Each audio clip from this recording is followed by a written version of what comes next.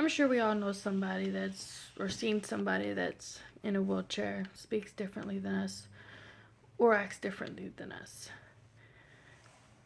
But did you treat them different than what you would, say, your neighbor that you know there's nothing wrong with? That's what I want to tell you about.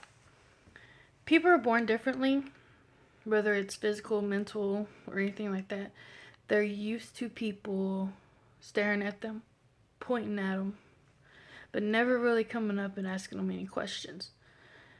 That's what I want to tell you about. The three main topics that I want to tell you about are what it's like to take care of somebody like that. The looks, the stares, the talking, and how I want you to ask questions. How they get treated, and how we can actually learn from kids doing this. I started my job as a family home provider about 9 years ago. And that's what I'm doing home now because I cannot go out. Can't have an audience because one of the people I take care of has the flu. Just something that has to be done. A sacrifice, really. Deciding to become a family home provider was an easy choice, I guess. I get to stay home with my kids. I get to provide a family environment for somebody who doesn't have any family. Her family dropped her off because she was different. Because she's in a wheelchair. She's deaf and blind. When I take her out to doctor's offices, people stare at her and they don't ask any questions. Except for kids. Kids will ask questions. And then they realize that she's the same as them. She just has some things different. So, in the 9 years I've been taking care of her, I take her shopping, take her to her doctor's appointments. Her doctor is actually a pediatrician. The parents always yell at the kids to back away from her, leave us alone. We don't want that. I want you to let your kids come ask questions.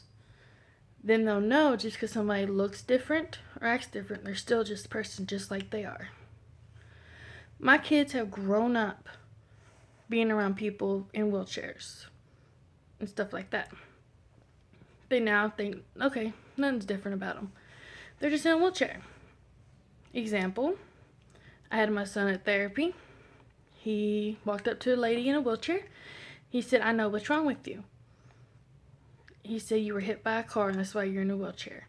Because we had a client here that we took care of. He was hit by a car. And that's what my son thought. Some children ask how she ended up in a wheelchair. And I tell them she was born that way. She's just like them. And they're okay with that. A lot of children take their cues from us adults. If the adult just stares and don't talk, don't ask questions, the children aren't either. They're not going to realize that there's a big difference. Taking care of someone with special needs can be hard. Like, I can't leave the house right now. But rewarding. It's rewarding when you open other people's eyes to the fact that even though they're different, they're just like us. Just a little bit extra.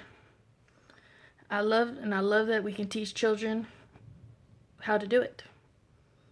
The next time you are out and you see someone that's different physically or mentally, look at them. They're just like you. Ask questions. They'll enjoy it.